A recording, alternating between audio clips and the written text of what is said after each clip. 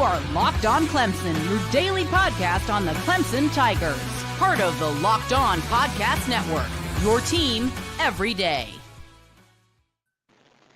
Welcome to the Locked On Clemson Squad show, your home for the best Clemson Tigers talk. It's local insight you can't get anywhere but right here at Locked On. I'm your host, Tenitra Batiste. Alongside me are Alex Donno, Kenton Gibbs, and Morgan Thomas. Today's episode is brought to you by Game Time. Download the Game Time app, create an account, and use code Locked On College for $20 off your first purchase.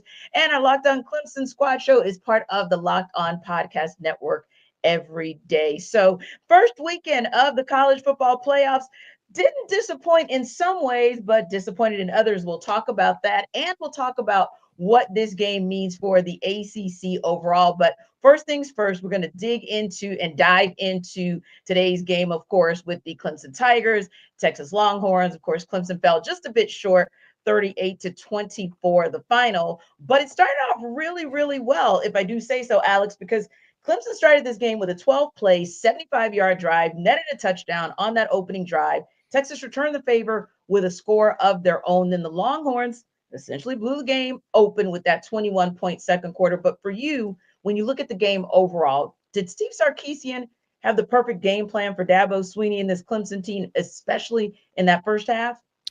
I don't know about the perfect game plan. I thought Sark played with fire a little bit at his play calling at times where he could have killed off the game a little bit earlier than he did. But I'll tell you what Texas was able to exploit, and this was obviously a big bulletin board point on Steve Sarkisian's on his pregame plan, was to really run the football down their throats, because that was one of those areas. Like it was frustrating as someone who's been rooting for the ACC so far in this CFP. This one went a little bit better than the SMU Penn State did, but we're still 0-for-2 now. It was frustrating because every time Clemson was able to score a touchdown and seemingly gain a little bit of momentum, seemed like they would give up a big running play, including a 77-yard touchdown that really felt like a backbreaker. So it's been a common theme in these playoffs so far. It was a big factor in Notre Dame's victory last night. Kenton and I were both on the post-game coverage of that. I mean, being able to run the football and control that clock has been a huge part of the success in these three playoff games so far. And from that sense, Sark had a very good game plan, and he was able to ride multiple running backs, including the true freshman Jarrett Gibson, who had some big carries to help ice the game late. Jaden Blue was the one who had the 77-yard touchdown. He put up a big day. So, I mean, if you look at the stat sheet and you look at the differences between the two of these teams, the biggest glaring difference was on the ground. With Texas able to run for 292 yards to only 76 from Clemson. And we'll talk about why Clemson was only able to rush for 76 yards. But many of you can attest to this. You're not going to win too many games, especially not playoff games at any level, when you're getting outrushed 292-76. That's not a good formula.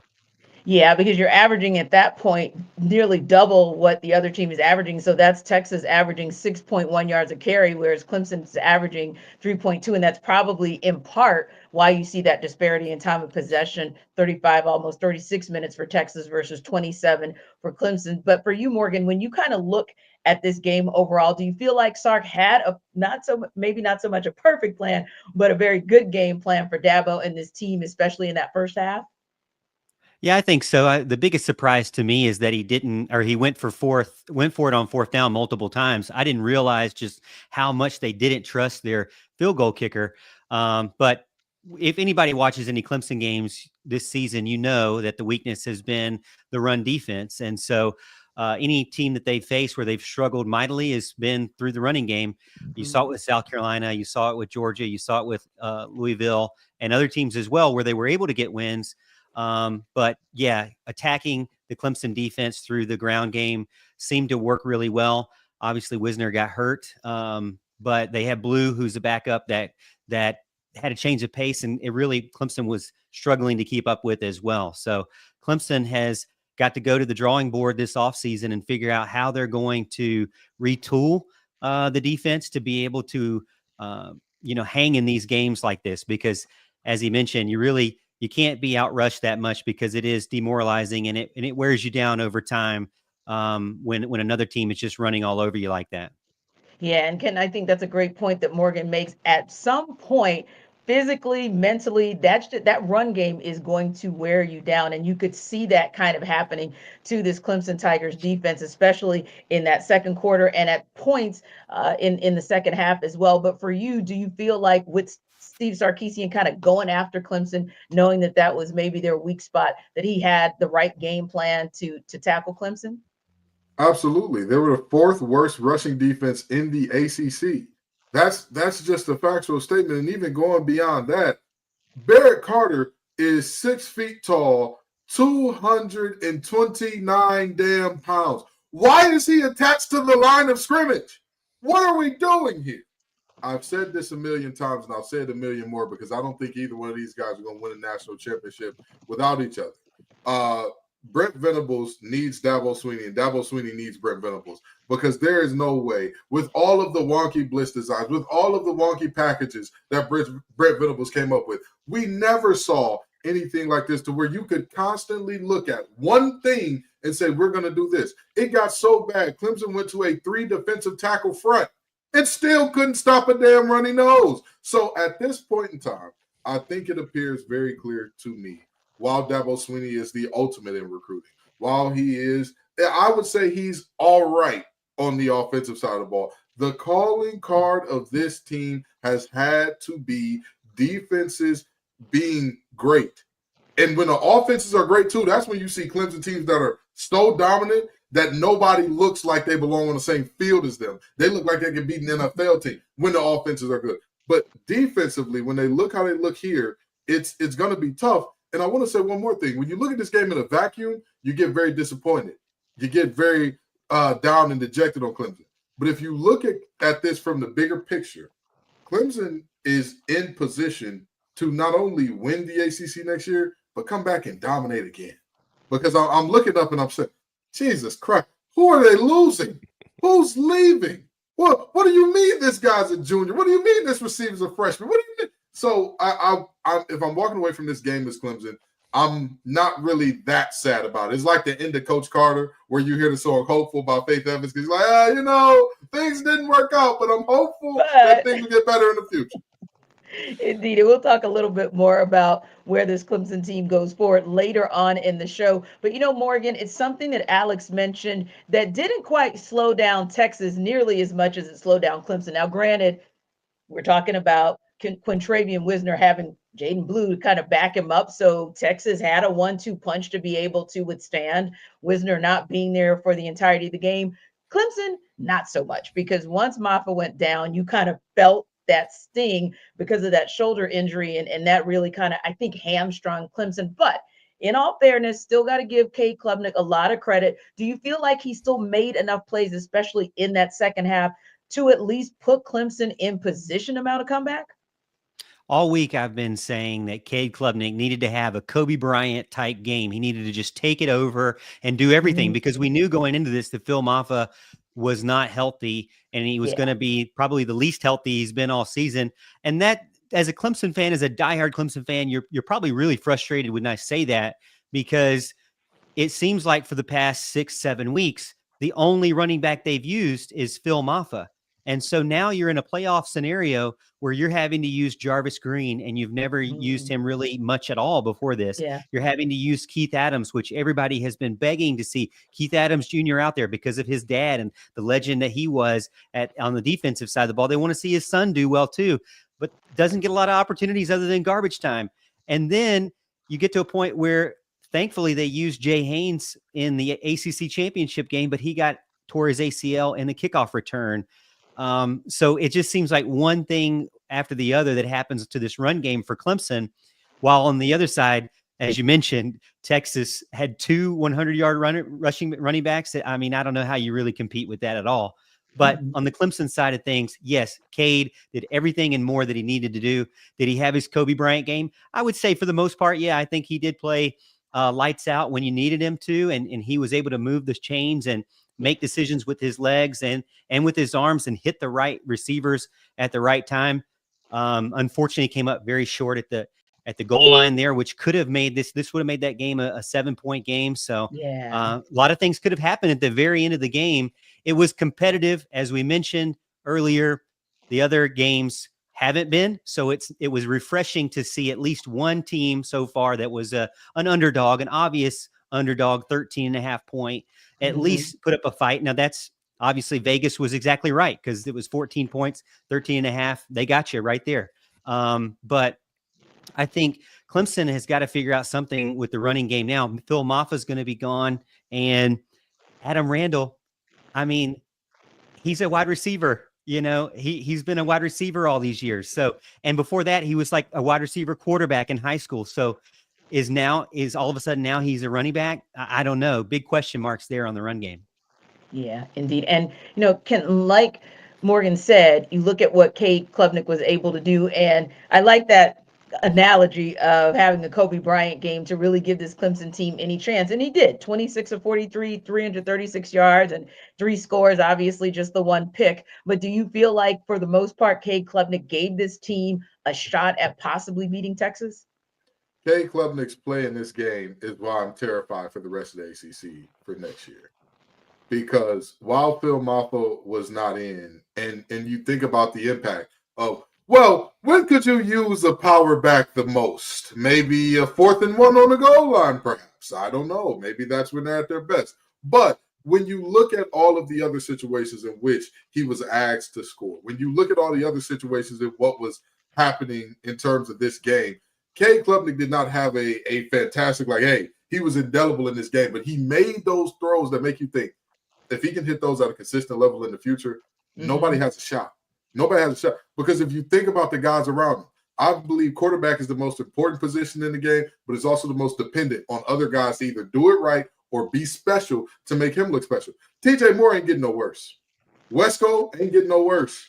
I don't know if Brennan Stool is going to choose to have another come back for another year, if he has another year of eligibility. But if he does decide to come back, he ain't getting no worse. That's not going to happen for any of these guys. So I look at this situation and I say, Cade had a hell of a game.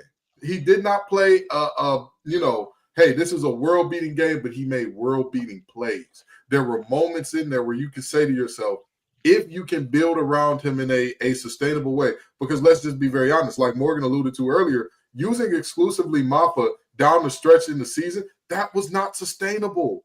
Yeah. With his style of play, big fellas, they're gonna get banged up because of the nature of how they run the ball. It's not an elusive, it's not a I'm too slippery, you can't touch me type of deal. No, I'm gonna run through you and over you. And it works until it doesn't. Until that ache gets a little too achy, until that pain gets a little too painful and you can't do it anymore. So I look at this situation and say Cade played a good enough game to keep them in the game, but it's those glimpses that are now starting to become actualized at a higher clip. That if he takes another step next year, because if he plays the way he played in this game next year, I think Clemson will be fine. I think they'll be fine through the ACC. I'm not sure about the playoff. But if he takes another step next year, that young man's going to be in New York. And for you, Alex, did you see two do enough today at least to put this team in position to possibly get a win and upset Texas? Cade Klubnik did more than enough to win this football game. And in fact, like I feel bad that he puts in a performance for a team that loses in a playoff game by 2 touchdowns because he deserved better. And unless I didn't get the memo that Klubnik is now a two-way player like Travis Hunter, and he was responsible for not setting the edge and responsible for taking bad tackling angles and giving up 292 rushing yards. I guess the only thing that was missing from this Cade Klubnik performance, and I'm not going to necessarily blame him for this because, again, he did more than enough to win this football game. The only thing that was missing were a couple of big-time explosive runs, which he has provided, like the walk-off run against Pitt, and he's obviously had some big red zone runs. And another thing that really hurt Clemson, and again, I probably blame Garrett Riley maybe more for this, the play calling down near the goal line when they couldn't punch it in. I thought they should have run a play action on that 4th down. I thought they were just too predictable with the way that they were trying to pound it in against a Texas defense that wasn't giving them anything throughout that game. But yeah, I mean, really the only thing that we were missing was that 50-yard touchdown run, but you can't expect him to do that in every game. So I'm not putting this on Klubnik. I'm not. And even like if to be fair, to go to the Phil Maffa factor, him getting banged up and injured early is probably not the reason why Clemson lost the game, but boy, the complexion of that game could have been different if he could have gone the whole way. Because it's not as if they'd been, setting the world on fire, with their running game throughout the season. But it definitely affected the play calling because it made Clemson a lot more one-dimensional. And against a Texas defense that was very good and very opportunistic, that was not a recipe for success for Clemson. Yeah. And Alex kind of alluded to it. So the squad show is going to talk a little bit more about how Garrett Riley and Dabo called this game when we come back.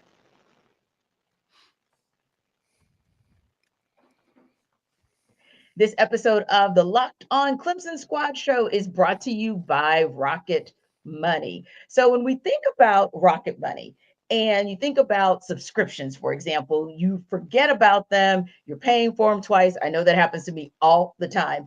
I have a few subscriptions that I didn't even realize I was still paying for. That's why Rocket Money makes it easy for you to track them all down. It's like having a personal assistant for your finances. Rocket Money is a personal finance app that helps find and cancel your unwanted subscriptions, monitors your spending, and helps lower your bills so you can grow your savings. It brings everything together in one place, whether it's subscriptions, your spending habits, or even the goals you want to hit this year. Rocket Money has over 5 million users and has saved a total of $500 million in canceled subscriptions, saving members up to $740 a year when using all of the app's premium features. So cancel your unwanted subscription and reach your financial goals faster with Rocket Money. Go to rocketmoney.com/locked-on today. That's rocketmoney.com/locked-on, rocketmoney.com/locked-on.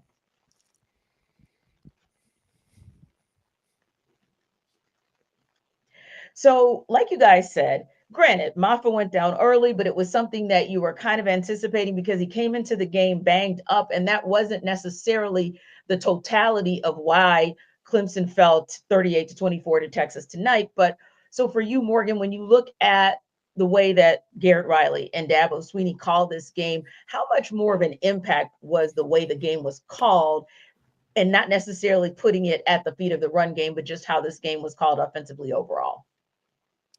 Well, first out the gate, it was pretty much shocking, surprising, exciting, all the different feelings that you could have in a good way that Clemson came out and scored first and seemed to do so very easily. I mean, both teams actually went, I think, 12 plays, 75 yards. I was not expecting a 12-play drive. And a lot of people said Clemson can't win games like that. They're not going to be able to do that. Not going to be able to sustain a drive like that.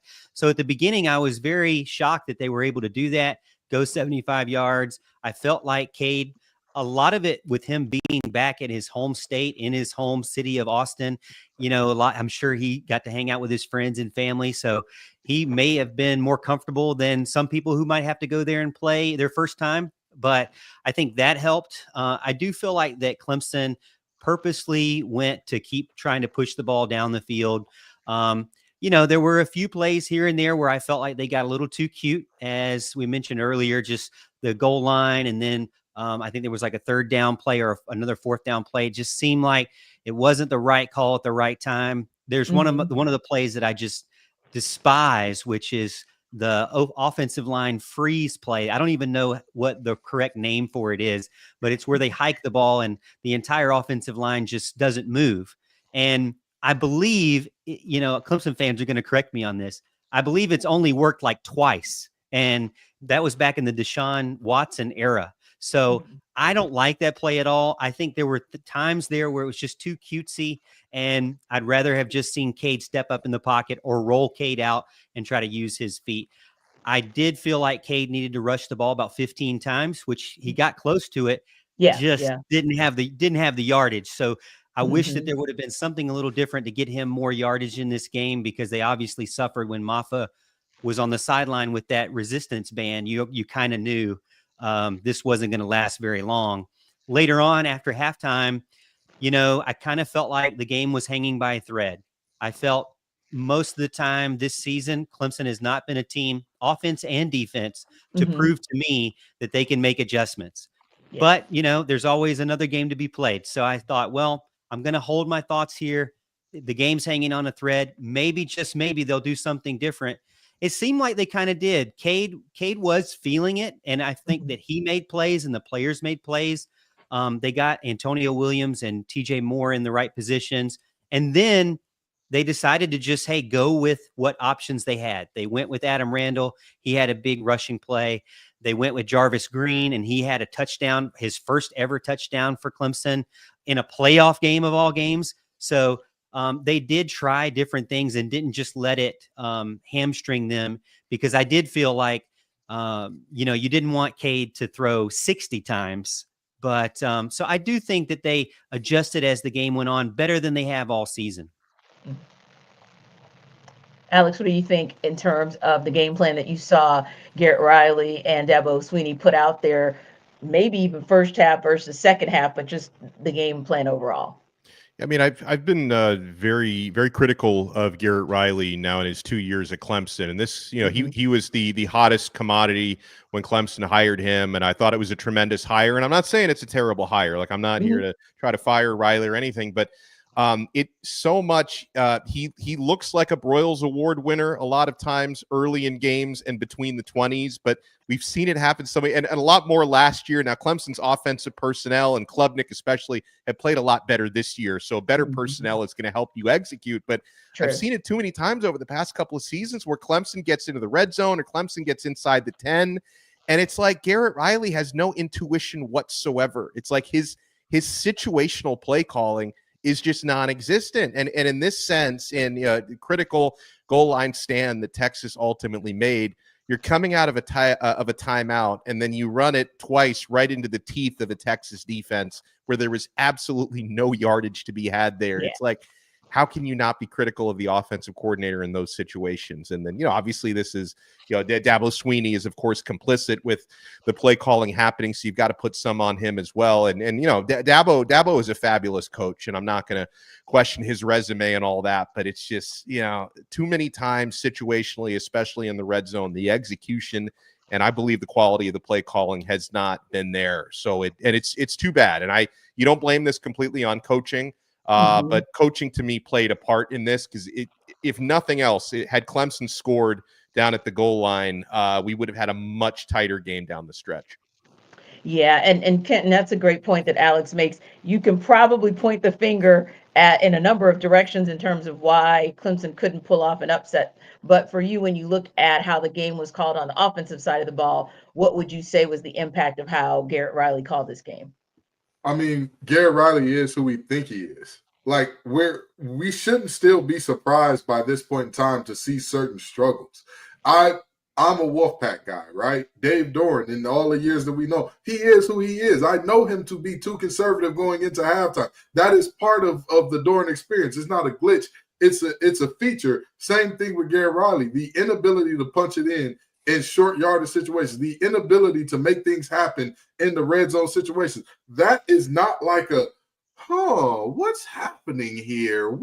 This is a new no, this is just who he is, or at least who he's been his entire time at Clemson. And I'll tell you what, I think that we need to reject modernity and return to the old school style of football. And this ain't just about Clemson. This is, I believe, this current playoff is a referendum on a lot of things, because how many teams have we seen so far get whooped up on by the team who just says, we're going to be tough, we're going to be physical? Texas offensive coordinator Kyle Flood. Anybody want to know what he did before he was an offensive coordinator? What, he wrestled alligators? He was an offensive line coach. Donno, your head coach, Mario Cristobal. What type of coach was he before he got a head coach job? Offensive line coach, and he still is at heart, that's for sure. Reject modernity. Return to hand in the dirt. Get my quarterback under center. Give me two backs that are at least 215 pounds, and you find a way to stop us. But when we get what we get in these situations where everything has to be so cute and spread out, we're going to see these situations. How many times has anybody questioned those old school, very much so hand in the dirt, nasty, we're going to have a rock fight coaches in terms of their ability to score when they get in the red zone? You don't, because when they get there, they get results. So, Texas lost multiple offensive linemen in this game, and they still rushed for 300 or nearly 300 yards. That is how you build a team. That's how you call a game. We go RTDB, run the damn ball. That's what's going to get it done every time. Yeah, especially when you get to this point where you're playing the top teams. Yeah, you really do. And it wears the team down. It really, really does. And but you saw the defense kind of step up. And I know it was 292 yards, but a lot of those were chunk plays in that first half. So I felt like in the second half, Kenton, we saw some adjustments from Wes Godwin. I mean, you got to credit Clemson for holding Texas to 10 points in the second half. So what did you think about the adjustments that were made on the defensive side of the ball for Clemson? There were great adjustments. It was just too little, too late. Again, we talk about these situations. I talk about them going to that 3 defensive tackle front. They did a good job with that. They did an amazing job with kind of saying, hey, if they're going to run the ball at this clip, we don't need to worry about the pass as much. Why the hell were you worried about the pass that much to begin with? I get it. Quinn Ewers is a big name on paper. What has he done watching the film to say, hey, that's a guy. That's a dude. We need to be terrified. He's one of those ones. I just have not seen it. So to me, the argument up front should have been that. Because even if you allow the 77-yarder later, whatever the case may be, the defense was much better on that back end. But again, this is why I say I know it's probably not going to happen. I know that reunion's probably dead. But Brent Venables was the guy for reasons like this, because you're not going to get a whole half of doing the same thing over and over and over and over again until they figure it out. And also, that last drive going into halftime, the adjustments made late were good. It was just too little too late. Yeah. Why? You score with 133 left to make it a closer game, and all of a sudden, you become an entirely different team than you've been all season. All of a sudden, you're like, hey, we're going to play cover 4 the entire drive. You're Clemson. You never do cover 4. What is this? What are you doing here? And, of course, you get exploited in one of the areas where it's weak up a seam. So you see these things and you say, at the end of the day, Clemson's defense made good adjustments. The adjustments were just made too late. Yeah. And Alex, I'm looking at some of the comments, and we kind of know this to be the truth for Texas. Third quarter has been a problem for them all season. Steve Sarkisian is infamous for getting conservative in the second half of a game. But on the same token, you still have to be able to take advantage of it. Like, you still have to have a game plan that takes advantage of how he coaches the second half. And I still feel like, for the most part, Goodwin and Dabo looked at that. They knew his history. They know how he operates, and they were still able to take advantage of it on some level, albeit a little too late. Well, it's weird with Sark because he does tend to get very conservative in the second halves, but I thought they should have been more conservative on that fourth down that they went for it and turned it over on downs. That was a little bit, that was maybe too much of a gamble. Out of character. Yeah, a little bit too out of character for Sark. And look, I'm looking at the drive chart from the second half, and yeah, Clemson's defense did play better. They held Texas's drives were a field goal, a punt, turnover on downs, a touchdown, a fumble, and then the one where they were able to run the clock out at the very, which was really just taking a knee after a Clemson turnover. So, yeah, I mean, you could say the Clemson defense played better in the second half, but they didn't do enough. They still gave up too many chunk yards on the run. And also, Clemson's passing defense performed statistically much better than the rushing defense did, but Texas didn't have to lean on the pass because the running game was working so well, and they were able to control that clock and lean on that. So maybe some of those positive defensive stats for Clemson are a little bit deceiving. I will say, and I love y'all's takes on this because we're getting a little soft with some of the officiating. A big momentum swing was when Clemson had the interception that it was a pick six. I thought it was a pick six, could have been a real turning point. Indeed. They call it back for an illegal block in the back. And then sometimes when I see these calls, I feel like I don't understand football as well as I thought because I don't know what targeting is. I don't know what a catch is and a catch isn't anymore. And I clearly don't know what an illegal block in the back is supposed to look like because I didn't think that was one. And that was a huge they called it a blindside. They called it a blindside block. Sorry, a blindside block. So, and in that situation, you think about it because on that drive, Clemson ultimately had to settle for a field goal after that takeaway, thinking they had a pick six because the pick six obviously left 7 points on the board, but that's also a game changer with your clock control because Texas was able to get the football back and bleed some more clock. So I thought that was a very questionable call. Yeah, that is one of those where you kind of scratch your head because I remember I was listening to it because I was kind of moving around and I said, oh my, this is about to be a game. And within an instant, it was like, yeah, maybe it's not about to be a game. So, yeah, I think it's one of those where you can, like I said earlier, you can kind of point the finger in a couple of different directions as to why Clemson couldn't complete the comeback today, but you definitely still have to give them a lot of credit for the fight that they at least showed in that second half. And we're going to talk a little bit about the fight that we saw when we come back on the other side.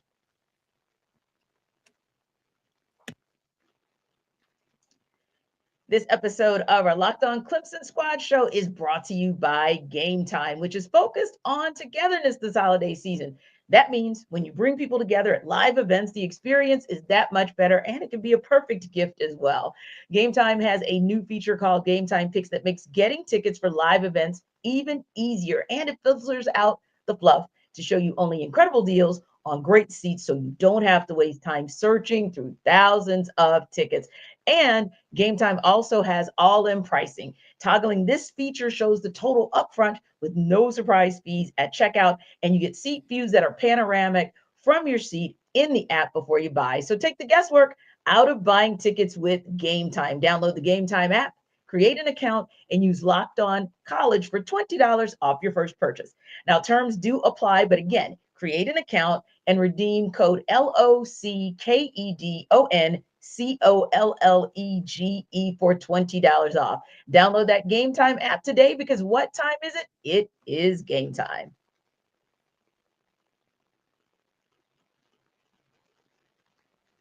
So we were talking about what this game looked like, especially in that final minute where maybe even outside chance, but maybe there was something that could have happened for Clemson until it kind of didn't happen for Clemson. But you got to admit, Kenton, at least there was some fight. The Tigers didn't lay down. They said, you know what, we're going to fight. And despite what happened in that second quarter, because that is something that can be kind of gut-wrenching, pull your heart out, but you got to give them credit for what they were able to do on both sides of the ball in the second half to make it a game.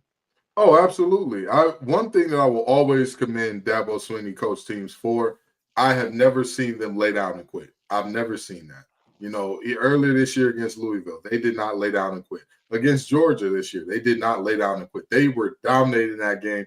You could still tell guys were giving it everything they had. It was just clear that they were outmatched, out of sorts, and they were very fragile. And that's just what it is. So I would not at all say, hey, this team gave up or they didn't want it or whatever the case may be. In that regard, they absolutely did what they needed to do to make it a game.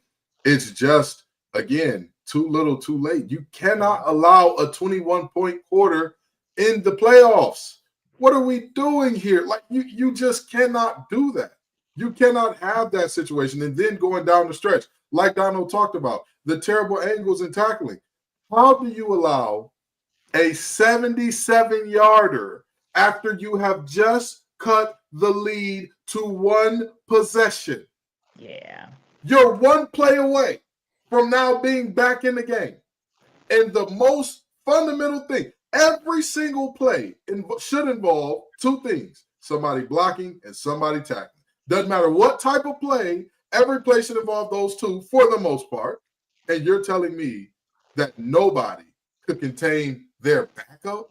Not to disrespect Texas backup running backs, because Blue showed that he looked like he could be a starter at most places. But how you do that is beyond me. How Terrell has as many pass interferences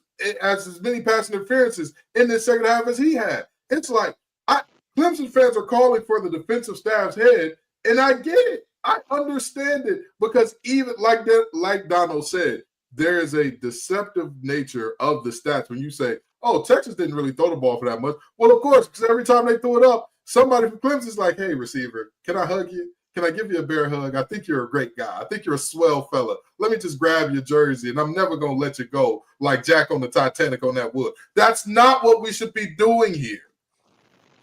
Yeah. And Alex, it's something for me. I'm kind of like Kenton. I like the basics. Blocking, tackling. It actually does make a difference, because you look at some of those third and longs and you're thinking, okay, that's an opportunity right there for Clemson to get the ball back. And all of a sudden, a tackle was a non-tackle. Or you look at the fact that the runners kept being able to get to that second level, and that's kind of how you get to 292 yards. So yeah, you're absolutely right. There are just times where, even though they were fighting back, you thought to yourself, if you can just do the basics, just get back to the basics and just execute there, that's the thing that gives you the best opportunity to maybe mount a comeback. Well, Kenton hit the nail on the head because he talked about the sequence of when Clemson scored a massive touchdown to cut Texas's lead to 31-24, and that was a great drive, 10 plays, 64 yards. Klubnik throws a nice touchdown pass, and then they're right back in it.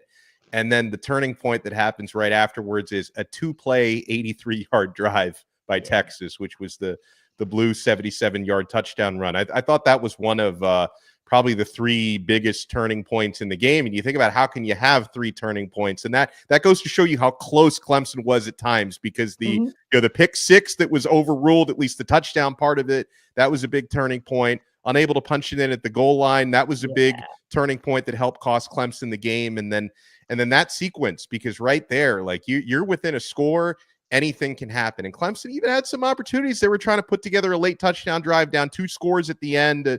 Ultimately, they fumbled, but we've seen it before. I mean, as a guy who covers Miami, I've seen crazy comebacks in all shapes and sizes this year, down 25 points against Cal, where crazy things can happen in college football. If Clemson could have gotten one last touchdown to cut it at 7 late. But yeah, that sequence where, you give up a 77-yard touchdown 2 plays after you pull within 7, that was a real backbreaker. And all this to say, I know that we're looking at a lot of this from the Clemson angle. We're looking at it through that lens, but you got to give credit to Texas. And Tenitra, I go back to what you opened the show with, talking about Sark's game plan. I mean, it was, football is all about matchups, and if you can find anything you can exploit in the opposing team's defense. And sometimes it's just one player. Like sometimes it's just, and I'm not saying specifically to this game, but if it's, one cornerback, who's a liability, one linebacker who's over aggressive, and you can exploit that. Like sometimes it only takes one weak link to mess up the entire defensive chain. And in this case, Steve Sarkisian knew we can keep running the football even if our starting running back gets banged up. We've got another guy who can start on most any team, and we can continue to bludgeon them in this way. So credit to Sark, because he kept going back to what worked. Yeah, and Morgan, as much as we did like to see the fight that we saw in Clemson, Alex makes a great point. Like literally, the Longhorns were just running up and down the field saying, "I dare you to stop me." And Clemson was kind of saying, "Oh, well, kind of not going to stop you. I'm going to let you get to the second level, maybe even let you go the entirety of the field." And I do think at some point that kind of, wears you down. It kind of wears thin, because those explosive plays, whether explosive, well, for them, it was explosive in the run game, if we're being honest, but there were even a couple of explosive plays in the passing game with some of the play action that still kind of put Clemson on its heels. So yeah, they were able to fight back here and there, but ultimately it came down to you ran out of time for the fight. We talked about situational play calling on the offensive side of the ball. And I think one side that needs to be talked about, which we are now, is the defensive side of the ball and situational play calling.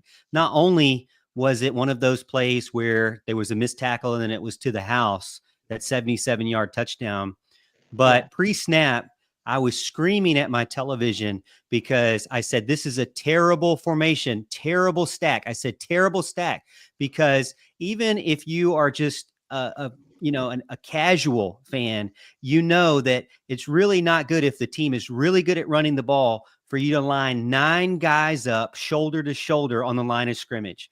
They had 9 guys up. They brought in their safety, RJ Mickens, to the line of scrimmage at the last second before the hike. And literally the running back just needed to break one tackle and run away from the other safety. It made it almost too easy. I'm sure Sarkisian was on the other side, like, you're going to give me my bonus right here off this ridiculous play call. And Clemson fans are just being very frustrated with the defense, because Brent Venables has spoiled, Dabo Swinney has spoiled Clemson fans, but Brent Venables has greatly spoiled Clemson fans because of how aggressive he was. I like what I lovingly called him Blitz Venables, because he would get after you. He would say, hey, you think you have a good quarterback? Let's see if you have a good quarterback with a guy in his face. Far too often we see Clemson go into a cover 4, cover 5, cloud, whatever it may be, where they've got 2, 3 guys rushing the passer. I mean, there was a sequence there where they needed to make a 3-and-out stop, and they had Peter Woods, a 300-pound guy in coverage. And guess what happened? He rolled out his direction. Woods didn't know what to do. He decided, I will take the quarterback because that's my instinct. Left his guy wide open in his zone. Why was he in the zone in the first place? It goes back to those situational play calls that make no sense. All the way back South Carolina, where they took players out in critical moments when you needed your best players out there, they didn't have them out there. And it's happened all season. The Clemson defense has been way more conservative than fans want to see. And really, the Clemson offense has also struggled in making adjustments. But that's why I kind of give them a little break here, because when you look at statistically, Clemson on average gives up 22, 23 points per game. And they allowed 38. So that's unacceptable to me. 38. And as you mentioned, 21 in one quarter, unacceptable. Texas, on the other hand, normally only allows about 12 points per game. And Clemson came away with 24 and had opportunities to have close to 30 or more and maybe even tie it. So that's why I give Cade Klubnik and Clemson's offense a little bit more of a pass here. I know it was frustrating in some of those 4th and 1 situations or those red zone situations, but really walking away from it, I think they did the best they could, knowing that their running game was in shambles. On the defensive side of the ball, it's still, there's a lot left that it feels like a shell of what Clemson has been. Well, so Ken, go ahead. Oh, I was just going to say, in the defense's defense, and I know people say Goodwin needs to go. I'm fine with that. Not upset with that call at all. But what I will say is this. Sammy Brown ain't getting no worse. Wade Woodaz ain't getting no worse.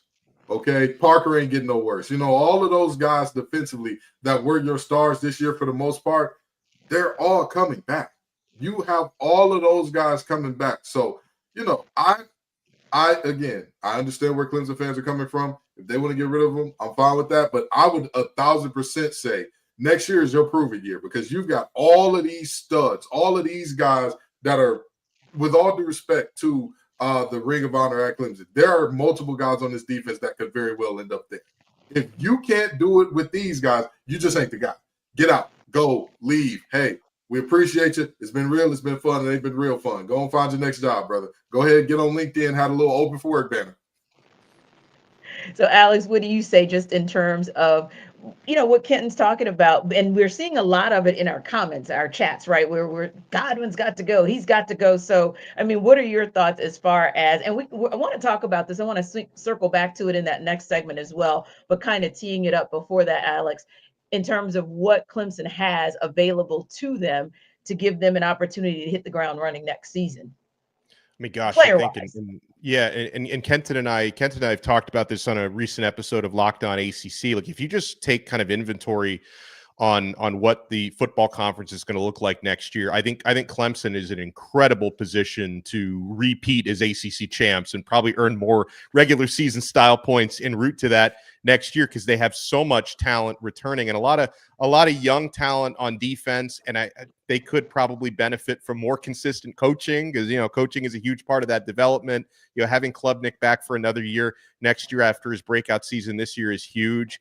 So Dabo Swinney needs to get this right. Like, he's a great CEO. He's won national championships. I think you need to take a long, hard look at the defensive side of the football. And if anything, losing today the way that they did, and again, they were competitive in a lot of ways, but losing in the way that they did, giving up those tremendous runs that Texas was able to get over and over and over again, might be a blessing in disguise for Dabo, because I think he's going to look at what he needs to identify in the offseason. And a couple people have mentioned Brent Venables. I think Morgan and Kenton both have. I feel like VB. I know he wanted to be a head coach, and he's got a big job right now. I think he misses Dabo as much as Dabo misses him, Oklahoma had they had a banner victory against Alabama, but they had a rough season. I'm not sold on Venables as a head coach. I think he's one of those who can be an elite Hall of Fame caliber career coordinator. I know, Kenton, you've compared him to Bud Foster before, and that was kind of the career trajectory he was on. And so I don't know, man. Maybe obviously he's still gainfully employed at Oklahoma, but I think he misses Dabo as much as Dabo misses him. Yeah, it almost sounds like, what is that old saying? The sum is greater than the individual parts. maybe that's kind of the case here. And we kind of saw it play itself out, like you mentioned, Alex, in the not so good season that Brent Venables had in Oklahoma, but also at those moments in time where you guys, all three of you, saw that there were chinks in the armor on the defensive side of the ball in terms of, hey, you've got the talent here. You've got to be able to maximize on that talent so that this team can be in position to get the kind of wins like they were, honestly, if we're being honest about it, they had opportunities to do today. Something else we talked about that we're going to talk about on the other side is how this first weekend of this format of the playoffs has actually worked. We'll get to it on the other side.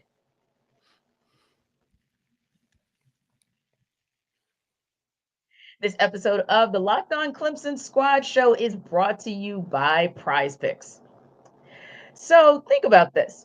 Prize Picks is the best place to get real money sports action with over 10 million members and billions of dollars in awarded winnings. Prize Picks has made daily fantasy sports accessible to all. You just pick more or less on at least two players for a shot to win up to 1,000 times your cash. You can run your game all season long on Prize Picks, which is America's #1 daily fantasy sports app. In fact, you can make your holidays bigger and brighter with Prize Picks. It's the best place, like I said, to get real money action while watching your favorite sports.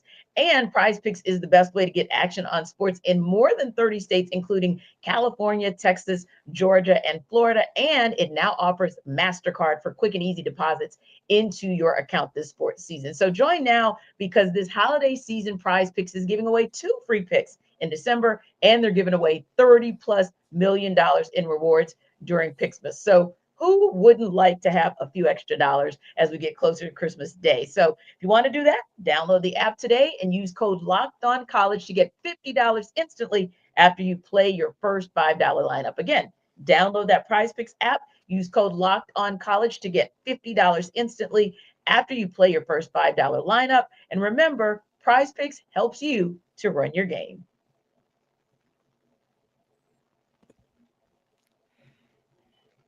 So, guys, this is the first season of the 12-team college football playoff. It's the first time we're seeing teams like we saw today with Clemson have to travel to Austin to take on Texas. So just wanted to get you guys' thoughts on what do you think about this new format, how it's worked out so far? Obviously, not so good for the ACC going 0-2, but ultimately how you felt on this first weekend of the college football playoffs and how it's worked out.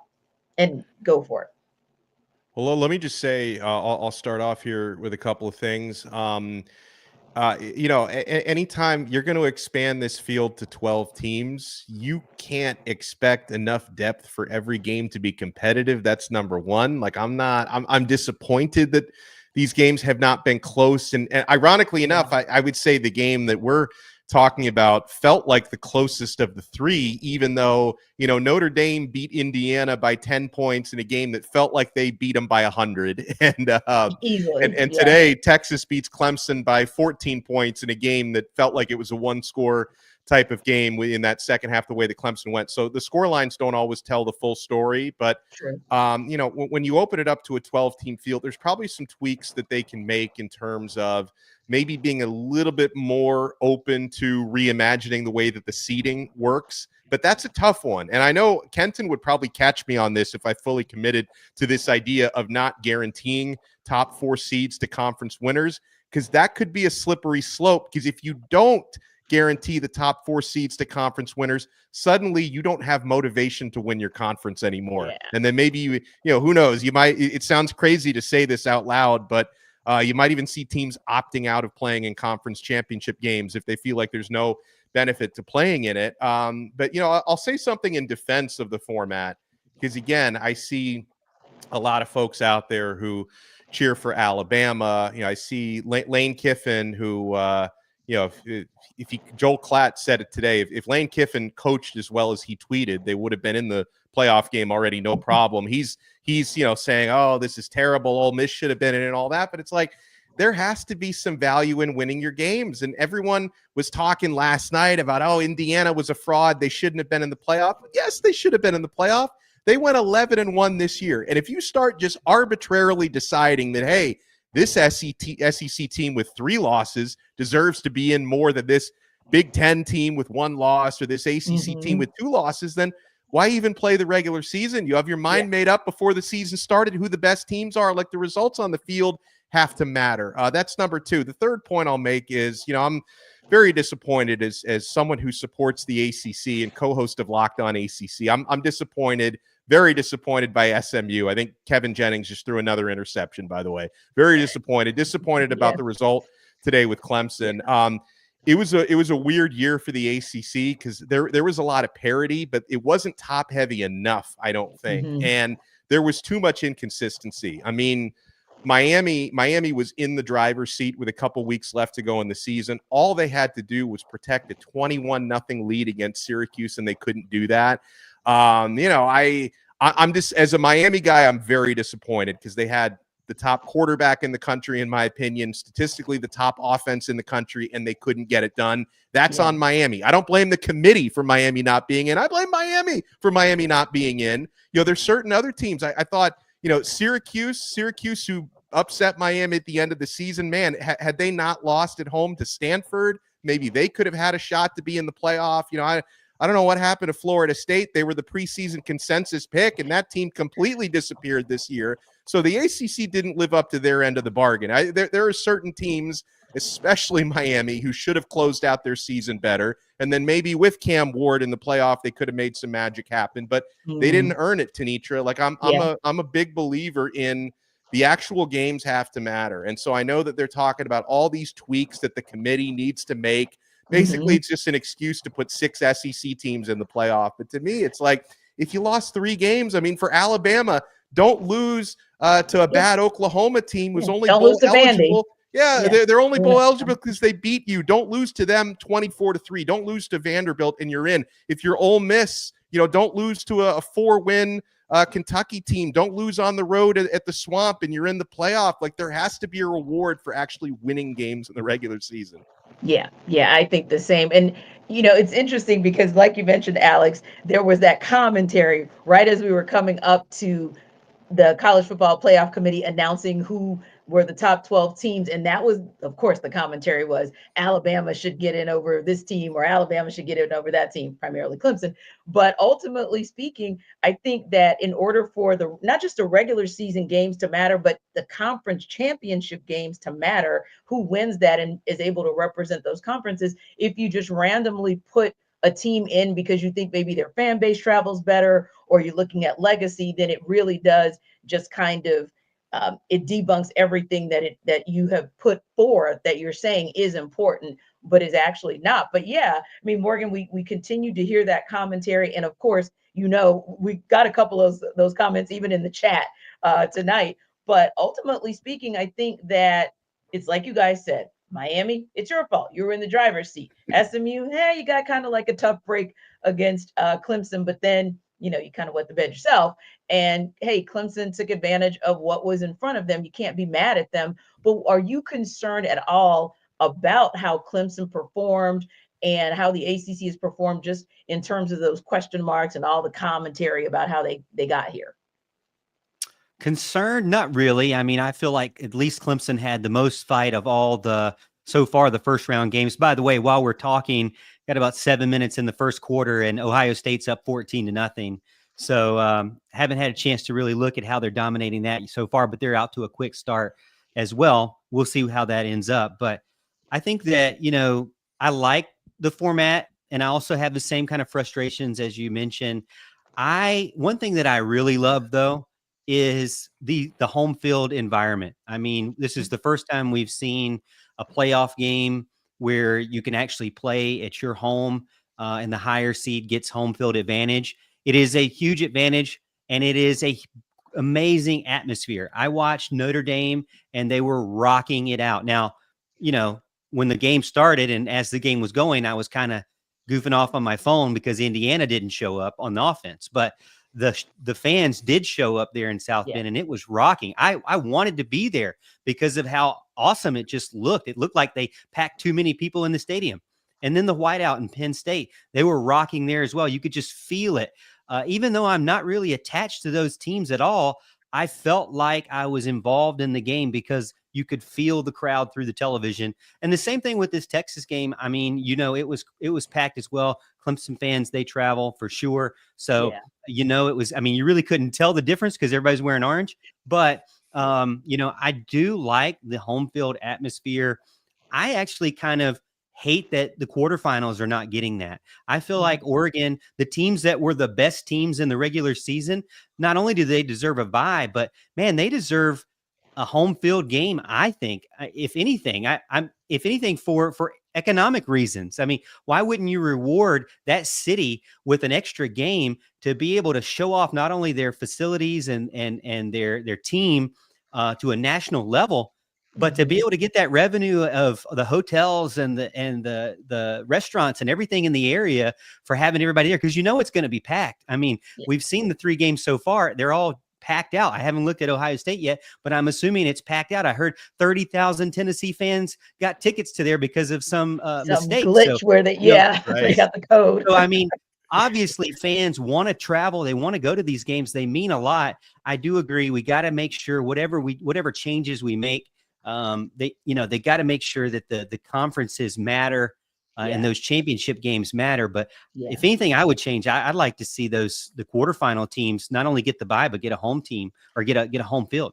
Can I add one thing there? Because I agree with Morgan on what he's saying, that the atmospheres have been awesome for these games. But I kind of wonder if the committee may decide to take home field away from everybody just to try and make these games a little closer. Because I love it, right? Haven't watched all these games, but the home field advantage that Penn State had earlier today, that Notre Dame had at South Bend. I wonder if the committee is going to look at that and say, you know what? If we want to maybe try to make these games a little bit more competitive, maybe we make them all neutral site next time around, because they might be afraid at the type of advantage. Because Ohio State is on track to. We'll see if Tennessee can fight back, but OSU is on track for an early blowout, and so far, all the home teams have not only won, but they've all covered the spread so far. So these games have not been competitive yet. Yeah, and I can see that point too. I think that, and just to add one more thing, I can see that point for sure. I don't necessarily want to go to neutral sites just for the sake of having even teams. I think, this could be a whole nother chat, but the league is just way too big. I mean, we just have way too many teams fighting for just a minimal amount of spots. And, you're not going to go to a March Madness style. So I think they got to fix the league eventually, but that's a whole nother argument for another day. I'm going to tell y'all this. I tried to stay quiet on this because, it's like when your mom says, hey, I'm not going to put hands on you right now because if I did, I'd kill you. It's the same type of thing. I would lose our clean rating if I would have got into this when we first started talking about it. The idea that there is something wrong with the playoff, I don't understand, because the average margin of victories in the semifinal games in the 14 playoff was about 18 points. What are we doing here? What are we doing? When Bama lost 44-16 to Clemson, was anybody saying Bama didn't belong? Oh, that 14-0 team didn't belong because you lose again. These are 18 to 22-year-old young men / kids. I've got a solution. I've got a solution for you. We go to 2 teams and have a computer decide who plays in a championship game. It's a revolutionary idea. I think it could catch on. Here's the thing. If there's any change I would make, I would say bring the BCS back, but make it completely untethered to the AP poll, make it completely untethered to the media poll, make it completely untethered to the coaches poll, make it simply about, hey, this is what you are. This is what your rating is. And the committee doesn't get paid for this, by the way, y'all. The committee is completely volunteer. So let's take a load off their hands and say, hey, listen, this is the framework. These are the conference champions. There's somebody at larges and roll from there. But again, to say, oh, these teams got beat badly, so they don't belong in the playoff.